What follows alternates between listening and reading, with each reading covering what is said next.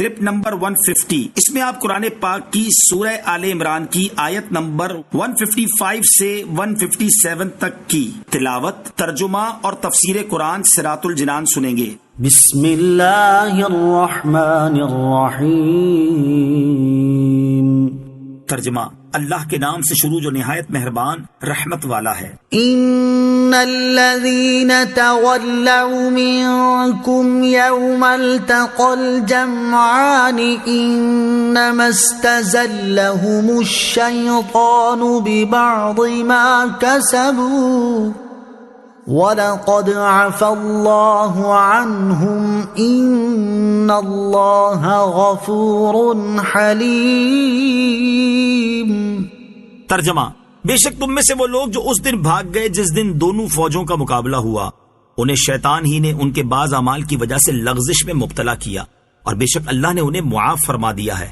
بے شک اللہ بڑا بخشنے والا، بڑا حلم والا ہے. ان الذین تولوا منکم، بے شک تم میں سے وہ لوگ جو اس دن بھاگ گئے. جنگ احد میں 14 اصحاب رضی اللہ تعالیٰ عنہم کے سوا، جن میں حضرت ابوبکر صدیق، حضرت عمر فاروق، حضرت علی المرتضی رضی اللہ تعالیٰ عنہم بھی شامل ہیں، جو حضور علیہ الصلوۃ والسلام کے ساتھ رہے.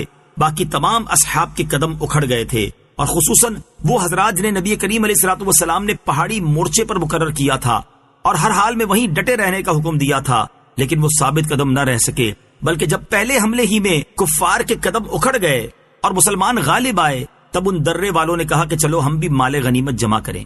حضرت عبداللہ بن جبیر رضی اللہ تعالیٰ عنہ نے منع فرمایا، مگر یہ لوگ سمجھے کہ فتح ہو چکی، اب ٹھہرنے کی کیا ضرورت ہے. درہ چھوڑ دیا.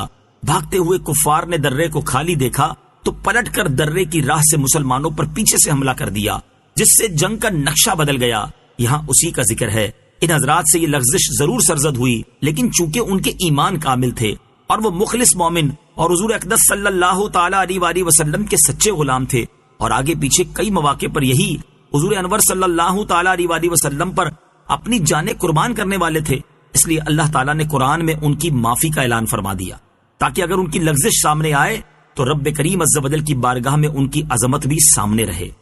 یا ایہا الذین آمنوا لا تکونوا کالذین کفروا وقالوا لإخوانہم اذا ضربوا فی الارض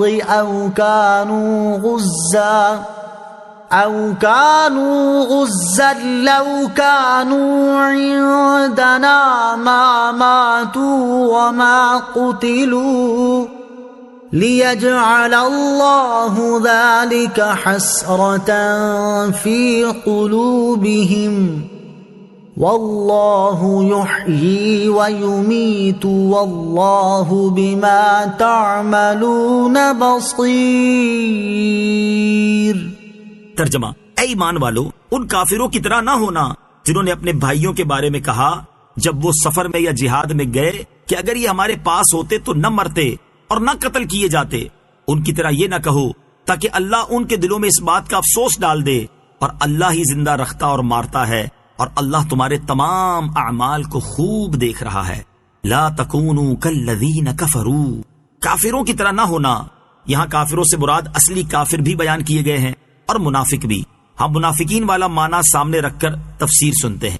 چنانچہ فرمایا گیا کہ اے ایمان والو، عبداللہ بن ابی اور ان جیسے کافروں منافقوں کی طرح نہ ہونا جن کے نسبی بھائی یا منافقت میں بھائی بند سفر میں گئے اور مر گئے، یا جہاد میں گئے اور مارے گئے. تو یہ منافق کہتے ہیں کہ اگر یہ جانے والے ہمارے پاس رہتے اور سفر و جہاد میں نہ جاتے تو نہ مرتے اور نہ مارے جاتے.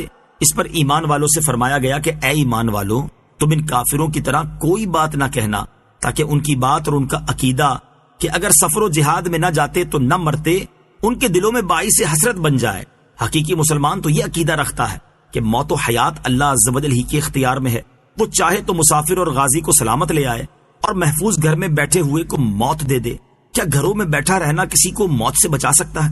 اور جہاد میں جانے سے کب موت لازم ہے؟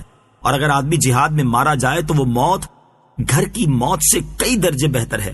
لہذا منافقین کا یہ قول باطل اور فریب ہے، اور ان کا مقصد مسلمانوں کو جہاد سے نفرت دلانا ہے، جیسا کہ اگلی آیت میں ارشاد ہوتا ہے: وَلَئِن قُتِلْتُمْ فِي سَبِيلِ اللَّهِ أَوْ مُتْتُمْ لمغفرة من الله ورحمة خير مما يجمعون.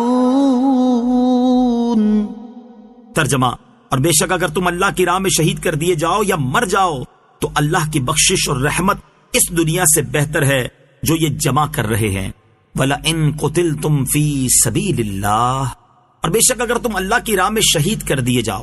آیت میں فرمایا گیا کہ اگر تم اللہ عز و جل کی راہ میں شہید کر دیے جاؤ یا تمہیں طبعی موت ہی آئے لیکن تم اللہ عز و جل کی راہ میں ہو تو یہ موت مغفرت اور رحمت کا سبب ہوگی، اور ایسی موت دنیا کے دھن دولت سے بہتر ہے. اللہ عز و جل کی راہ میں مرنا یہ ہے کہ جہاد کے راستے میں موت آئے، اور اسی حکم میں یہ بھی داخل ہے کہ عبادت کرتے ہوئے یا ذکر کرتے ہوئے یا علمی خدمت کرتے ہوئے یا تبلیغ دین کرتے ہوئے موت آ جائے.